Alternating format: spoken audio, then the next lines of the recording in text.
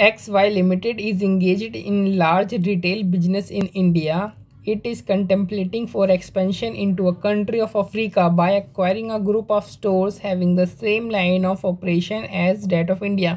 तो एक Indian company है XY लिमिटेड, ये क्या चाहती है, ये चाहती है कि एक किसी दूसरे कंपनी में ये एक्सपेंड करना चाहती है। मोस्ट प्रोबेबली ये जो कंपनी है ये एक अफ्रीकन कंपनी है। ये देखो यहाँ पे भी लिखा हुआ है, the exchange rate for the currency of the proposed African country is extremely volatile.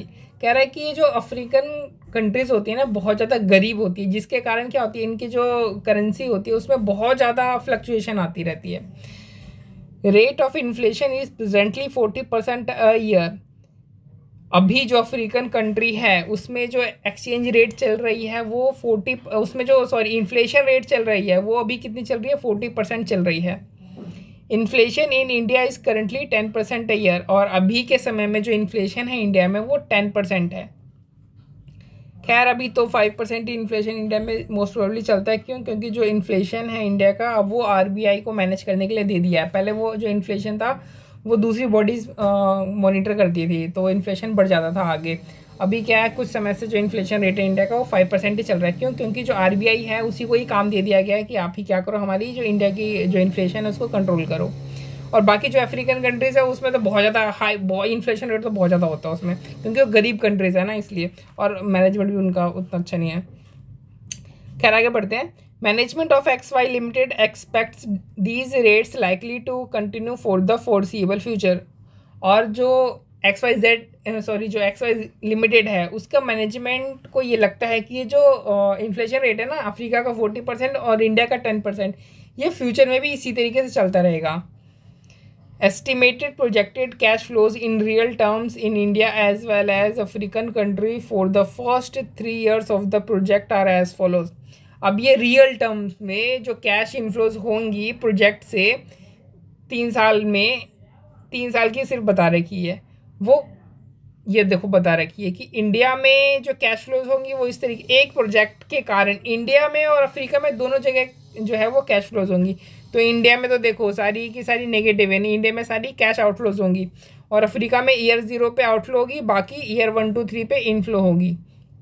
ठीक है। अच्छा, ये जो आपको जो कैश फ्लोज दे रखा है ना ये रियल टर्म्स में दे रखा है, यानी ये रियल कैश फ्लोज है। रियल कैश फ्लोज क्या होती हैं कि वो कैश फ्लोज जिसके अंदर इन्फ्लेशन को हम कंसिडर नहीं करते हैं, तो ये हमारी रियल कैश फ्लोज होती हैं। ठीक, अब आगे बढ़ते हैं। XY Limited assumes the year 3 nominal cash flows will continue to be earned each year indefinitely. It evaluates all investments using nominal cash flows and a nominal discounting rate. अब ये जो XY Limited है ना ये कह रहा है कि जो अब प्रोजेक्ट की लाइफ 3 साल की तो है नहीं, है ना। प्रोजेक्ट की लाइफ अब बाई फार हम ये मान करके चलते हैं कि अनलिमिटेड टाइम पीरियड तक चलती रहेगी।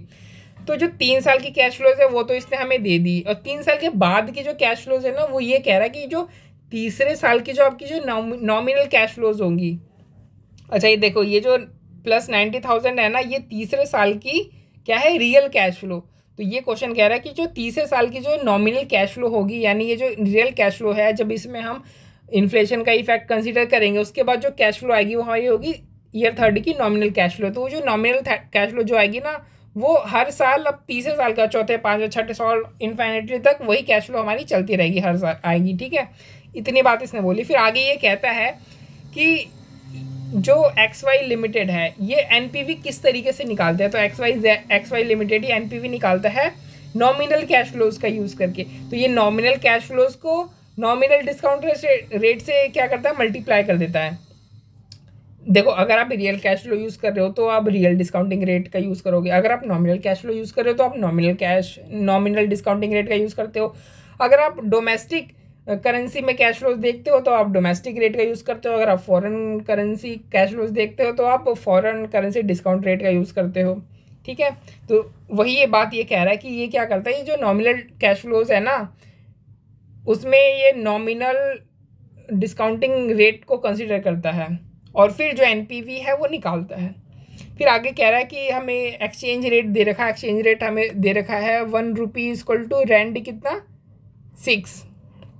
ये हमें अभी प्रेजेंट की यानी ईयर 0 की कोटेशन हमें दे रखी है, ईयर 1 की 2 की 3 की नहीं दे रखी है, ईयर 0 की दे रखी है। अब हमसे पूछा क्या है इसने, ये हमसे पूछता है you are required to calculate the net present value of the propose investment considering the following. हमें नेट प्रेजेंट वैल्यू निकालनी है इस इन्वेस्टमेंट की या प्रोजेक्ट की, और क्या कंसिडर हमें करना है कि जो अफ्रीकन रैंड कैश फ्लोज है वो कन्वर्ट किए जा रहे हैं रुपी में, और फिर RADR जो रिस्क एडजस्टेड जो डिस्काउंट रेट है उससे डिस्काउंट किया जा रहा है इनको। यानी इसमें हमें पहले पॉइंट में भी हमें बता दें कि हमें कौन सा अप्रोच यूज़ करना है, हमें डोमेस्टिक करेंसी अप्रोच यूज़ करना है। अब पता है कैसे चला, ये तो ऑलरेडी हमें कह रहा है ना कि आपको क्या करना है, जो अफ्रीकन रैंड में जो कैश फ्लोज है ना, पहले आप उसको डोमेस्टिक कैश फ्लोज में आप कन्वर्ट कर लो, ठीक है, और उसके ऊपर आप रिस्क एडजस्टेड डिस्काउंटिंग रेट लगा दो। यानी ये हमें कौन सी अप्रोच फॉलो करने के लिए कह रहा है, डोमेस्टिक करेंसी अप्रोच फॉलो करने के लिए कह रहा है। फिर आगे कहता है सेकंड पॉइंट में, all cash flows for these projects will be discounted at a rate of 20% to reflect its high risk. अब आपको जो डिस्काउंटिंग रेट यूज़ करना है वो 20% का करना है। अब देखो क्वेश्चन में कुछ नहीं बता रखा है कि 20% जो डिस्काउंटिंग रेट है वो कौन सा वाला है, नॉमिनल वाला है, रियल वाला है, और इस केस में तो हम ये भी कंसिडर करेंगे कि डोमेस्टिक रेट डिस्काउंटिंग रेट है या फॉरेन डिस्काउंटिंग रेट है, तो हमें कुछ भी नहीं पता है। तो बाय डिफ़ॉल्ट हम क्या मानते हैं, तो जब भी हमें नहीं दे रखा होता तो हम बाय डिफ़ॉल्ट मानते हैं कि जो रेट होता है ना वो डोमेस्टिक वाला होता है। रेट कौन सा होता है, डोमेस्टिक रेट होता है, और नॉमिनल रेट होता है ना। तो हम इसे क्या बोलेंगे, डोमेस्टिक एंड नॉमिनल रेट, ठीक है। अब देखो हम डोमेस्टिक करेंसी अप्रोच फॉलो कर रहे हैं, तो डोमेस्टिक रेट ये हम बाय डिफ़ॉल्ट डोमेस्टिक रेट हमें यहाँ पे दिया ही हुआ है। क्यों, क्योंकि जब भी हम डोमेस्टिक कैश फ्लो यूज़ करते हैं तो हमें डोमेस्टिक रेट चाहिए होता है, और चूंकि इधर हम नॉमिनल कैश फ्लो भी फॉलो कर रहे हैं तो हमें नॉमिनल रेट भी चाहिए होता है। तो बाय डिफ़ॉल्ट हम इसे नॉमिनल रेट भी मानते हैं, यानी डोमेस्टिक और नॉमिनल रेट हमें मिल चुका है हमारा, ठीक है। और फिर हमें प्रेजेंट वैल्यू फैक्टर दे रखा है 20% के अकॉर्डिंग, ईयर 1 का, ईयर 2 का और ईयर 3 का दे रखा है, और टैक्सेशन को हमें इग्नोर करना है अगर किसी भी तरीका का कोई आता है टैक्सेशन तो, ठीक।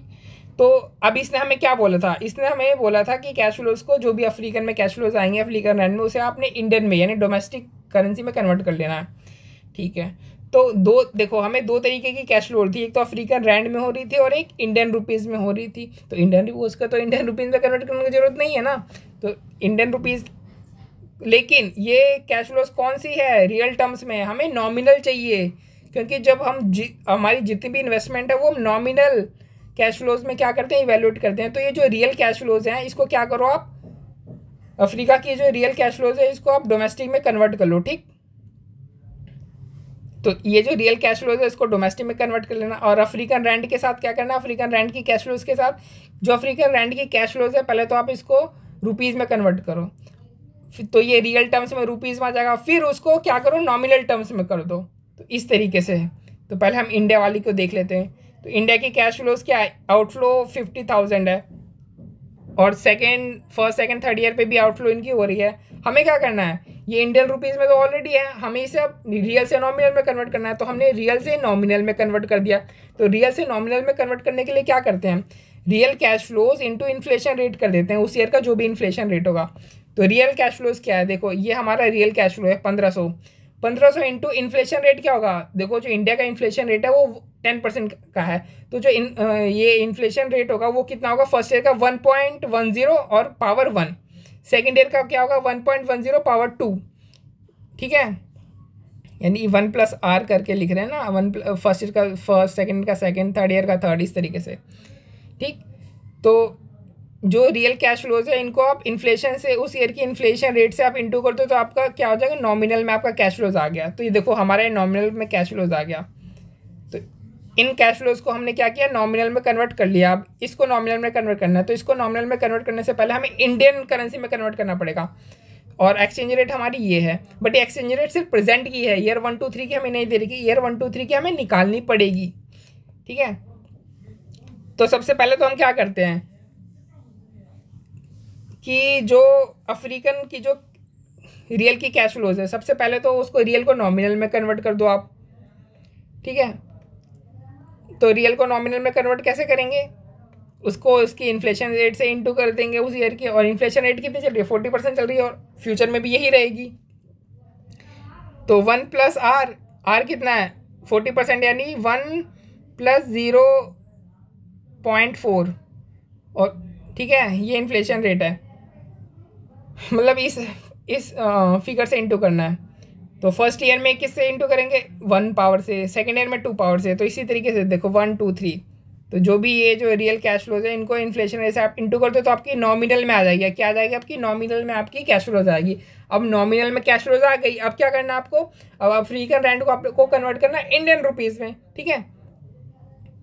तो अब इंडियन रुपीज़ में कन्वर्ट करना तो आपको एक्सचेंज रेट की हेल्प चाहिए होगी। तो प्रेजेंट वैल्यू जो है प्रेजेंट में, यानी ईयर 0 में जो एक्सचेंज रेट है वो तो हमें दे रखा है 1 रुपीज़ = 6 रैंड, ठीक है। यानी हम जो है किससे डिवाइड करेंगे, यानी देखो आप इसको इस तरीके से समझ सकते हो कि 6 रैंड 1 रुपये के बराबर क्या है, 6 रैंड 1 रुपये के बराबर। तो अगर 6 रैंड 1 रुपये के बराबर है तो इतना रैंड कितने रुपए के बराबर होगा, तो 2 लाख / 6 कर दो, है ना। ये देखो इस तरीके से कि अगर 6 रैंड का 1 रुपया होता है तो 2 लाख रैंड में कितने 6 रैंड होंगे, यानी कितने रुपीज़ आ जाएंगे, एक तरीके से आपको वो निकल के आ जाएगा। तो हमारा आंसर आ गया 33,333। उसी तरीके से आपको ईयर 1 ईयर 2 और ईयर 3 के जो एक्सचेंज रेट है उससे आपको क्या कर देना डिवाइड कर देना है। लेकिन हमें तो एक्सचेंज रेट दे नहीं रखा है, तो हम क्या करेंगे, हम पहले एक्सचेंज रेट हम निकालेंगे, ठीक है। तो एक्सचेंज रेट देखो अभी हम प्रेजेंट पे खड़े हैं, ईयर 1 2 3 का एंड तो अभी आया ही नहीं है, ठीक है। तो अभी हम प्रेजेंट पे खड़े हैं, हमें ईयर 1 ईयर 2 ईयर 3 का हमें क्या चाहिए, हमें एक्सचेंज रेट चाहिए, यानी हमें एक तरीके से फॉरवर्ड एक्सचेंज रेट चाहिए, है ना। स्पॉट का तो नहीं चाहिए, क्योंकि स्पॉट में तो हम प्रेजेंट में हैं, और प्रेजेंट में क्या है 1 रुपीज़ = 6 रैंड है। हमें ईयर 1 के एंड का, 2 के एंड का, 3 के एंड का चाहिए, यानी हमें फॉरवर्ड रेट चाहिए। तो फॉरवर्ड रेट निकालने का फॉर्मूला ये होता है, ठीक है, 1 + इन्फ्लेशन ऑफ अदर करेंसी और 1 + इन्फॉर्मेशन ऑफ इन्फॉर्मेशन कह रहा हूँ, दिमाग खराब हो गया मेरा, 1 + इन्फ्लेशन ऑफ अदर करेंसी और 1 + इन्फ्लेशन ऑफ बेस करेंसी। अब देखो कोटेशन हमें इस तरीके से दे रखी है, ठीक है। तो बेस करेंसी कौन सी हुई, बेस करेंसी हमारी हुई रुपीज़, और अदर करेंसी कौन सी हुई, अदर करेंसी हुई रैंड। तो जो अदर करेंसी है, अदर करेंसी का इन्फ्लेशन कितना हुआ 0.4, और जो बेस करेंसी है उसका इन्फ्लेशन कितना हुआ 0.1, ठीक है। तो इसको सॉल्व कर लो। तो देखो अगर आप ईयर 1 के एंड पे हो गए ना तो इसको 1 पावर लगाना इसमें, अगर ईयर 2 पे हो गए तो इसमें 2 पावर लगाना, ईयर 3 पे हो गए तो इसमें 3 पावर लगाना। इस तरीके से लगाओगे तब आपका फॉरवर्ड जो एक्सचेंज रेट है वो निकलेगा। तो हमने यहाँ पे निकाल दिया, तो ईयर 1 पे थे तो हमें तो पावर 1 लगा दिया हमने, यहाँ पे इसको निकाला। तो ईयर 1 का जो फॉरवर्ड रेट आया वो हमारा आया ₹1 = 7.6364 रैंड। इसी तरीके से ईयर 2 पे हमने क्या किया, पावर 2 करके लगाया, पावर 2 करके सॉल्व किया, तो हमारा आ गया ₹1 = 9.7190। ये ईयर 3 पे 3 पावर करके लगाया तो ₹1 = 12.3696 रैंड आ गया, ठीक है। यानी 1 रुपये में इतने रैंड। तो कैश फ्लोज हमारी कितनी हो रही है नॉमिनल टर्म्स में, ईयर एंड 1 पे हो रही है 70,000 रैंड, अफ्रीकन रैंड। तो अगर ईयर 1 पे अगर 7.6364 रैंड 1 रुपये के बराबर हुआ तो 70,000 अफ्रीकन रैंड कितने रुपए के बराबर होगा, तो हम डिवाइड कर देंगे 70,000 / 7.6364, यानी 9167 जो रुपीज़ है उसके बराबर हो जाएगा। इसी तरीके से आप डिवाइड कर लो सेकेंड ईयर में भी, थर्ड ईयर में भी। तो आपकी जो सेकेंड और थर्ड ईयर की जो नॉमिनल कैश फ्लोज है रुपीज़ में आपकी वो निकल के आ जाएगी, ठीक है। अब कैश फ्लोज हमारे पास निकल करके आ गई। अब हमें क्या करना है, हमें इसकी प्रेजेंट वैल्यू निकालनी है। लेकिन देखो कैश फ्लोज तो हमें हमारे पास 2 थी, ठीक है। तो हमने दोनों की रुपीज़, ये तो रुपीज़ में था ही, इसको हमने क्या किया नॉमिनल में कन्वर्ट करके, इसको हमने देखो इसको, ये तो ऑलरेडी रुपीज़ में था तो इसको हमने नॉमिनल में कन्वर्ट कर लिया। ये अफ्रीकन रैंड में था तो हमने क्या किया, अफ्रीकन रैंड को पहले नॉमिनल में कन्वर्ट किया, ये रियल में है ना सारी फिगर्स, तो हमने इसको नॉमिनल में कन्वर्ट किया, फिर नॉमिनल से फिर रुपीज़ में कन्वर्ट कर दिया। यानी इंडियन और अफ्रीकन दोनों को हमें cash flows, nominal cash flows मिल गया रुपीज़ में। आप क्या कर देंगे, इन सभी कैश फ्लोज को हम नेट कर देंगे। यानी देखो जो ईयर 0 है उसमें जो इंडिया में जो कैश फ्लो हो रहा है वो नॉमिनल कितना हो रहा है 50,000 आउटफ्लो, कैश आउटफ्लो हो रहा है ईयर 0 पे। तो और अफ्रीका में कितना हो रहा है 33,333। यानी ईयर 0 पे अगर नेट देखा जाए तो हमारी जो टोटल कैश आउटफ्लो हो रही है वो हो रही है 83,333।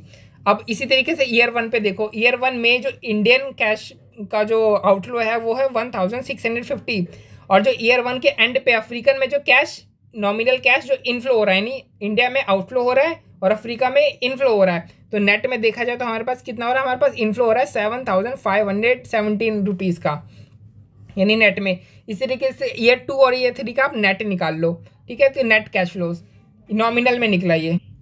अब हमें ये भी कह रखा है कि जो ईयर 3 का जो नॉमिनल कैश फ्लो है ना, वही आपका हर साल आपको मिलेगा, ईयर 4 5 6 7 करके इनफाइनेटली तक। यानी ईयर 3 का जो नॉमिनल कैश इनफ्लो है 16,637, ये आपको इनफाइनेटली ईयर तक मिलता रहेगा, यानी यही आगे क्या होगा, कंटिन्यू होगा।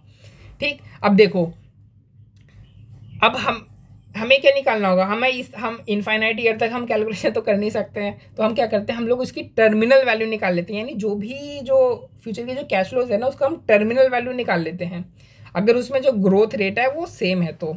लेकिन यहाँ पे ग्रोथ रेट कौन सी है, यहाँ पे ग्रोथ रेट 0 है, मतलब ग्रोथ रेट सेम तो है बट 0 है। ठीक है, तो हम टर्मिनल वैल्यू किस तरीके से निकालते हैं, हम इस फॉर्मूले से ही टर्मिनल वैल्यू निकालते हैं ना। तो देखो D0 क्या है, यानी MP3 होगा ना, MP3 यानी D3 एक तरीके से देखा जाए तो D3 कितना है 16,667। इसमें ग्रोथ रेट कितनी हो रही है, ग्रोथ रेट तो कुछ नहीं हो रही है, क्योंकि यही अमाउंट हमें हर साल मिलता रहेगा, यानी ग्रोथ रेट 0। और रिक्वायर्ड रेट ऑफ रिटर्न कितना है, या फिर कॉस्ट ऑफ इक्विटी बोलो तो कितना है, 20% हमें ऊपर दे रखा है। देखो ये दे रखा है ना 20%, ये रहा, इसी से हम क्या करेंगे, ये 20% आ गया, ग्रोथ रेट वही 0, यानी जो टर्मिनल कैश फ्लो हुई, टर्मिनल कैश जो फ्लो हुआ है at the end of year 3, वो हमारी कितनी आ रही है 83,185। ठीक है, यानी हमने कैश आउटफ्लोज, हमने नेट कैश आउटफ्लोज जो नॉमिनल वाले हैं वो हमने निकाल लिया ईयर 0 पे, ईयर 1 2 3 और 3 के बाद जितनी भी कैश फ्लो है उसका टर्मिनल वैल्यू हमने at the end of year 3 निकाल लिया 83,185। अब इनको प्रेजेंट वैल्यू पे लाने के लिए इनको इनके प्रेजेंट वैल्यू फैक्टर से इंटू करना पड़ेगा, जो कि देखो आपको यहाँ पे ऑलरेडी दे रखा है, ईयर 1 का दे रखा है, ईयर 2 का, ईयर 3 का।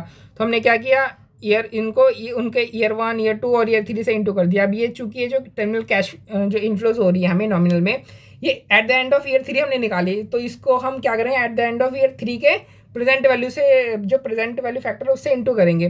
तो हमने 0.579 है ईयर 3 का, है ना। तो जो ईयर 3 का इनफ्लो है उसको तो हम, उसको भी हमने present value factor at the end of year 3 से इंटू कर दिया, और जो टर्मिनल वैल्यू है उसको भी हमने at the end of year 3 का जो प्रेजेंट वैल्यू फैक्टर है उससे एंड किया, क्योंकि जो टर्मिनल वैल्यू निकली है वो at the end of year 3 ही तो निकली है ना। तो इस तरीके से अगर आप निकालो सारी की सारी कैश इनफ्लोज का, अगर आप प्लस कर दो सभी प्रेजेंट वैल्यू का, तो आपका आंसर आ जाएगा 72,177। और कैश आउटफ्लो को देखो तो कैश आउटफ्लो कितना आपका 83,333। अब कैश आउटफ्लो तो ईयर 0 पर ही हो रही है, ठीक है, तो ईयर 0 पे उसकी वैल्यू क्या होगी, उतनी ही होगी, यानी इसको हमने इसलिए हमने इंटू 1 से किया है, तो कैश आउटफ्लो हमारी कितनी है 83,333, और ईयर 0 पे जो कैश इनफ्लो है वो कितनी आ रही है 72,177। यानी देखा जाए तो हमें घाटा हो रहा है, हमें कितने का घाटा हो रहा है 11,156 का हमें घाटा हो रहा है। ठीक है, यानी हमें ये प्रोजेक्ट एक्सेप्ट नहीं करना चाहिए। ठीक, बस ये इतना ही है। बाकी ये सवाल बहुत अच्छा सवाल है, आपको 1-2 बार इसकी सवाल की प्रैक्टिस करनी चाहिए।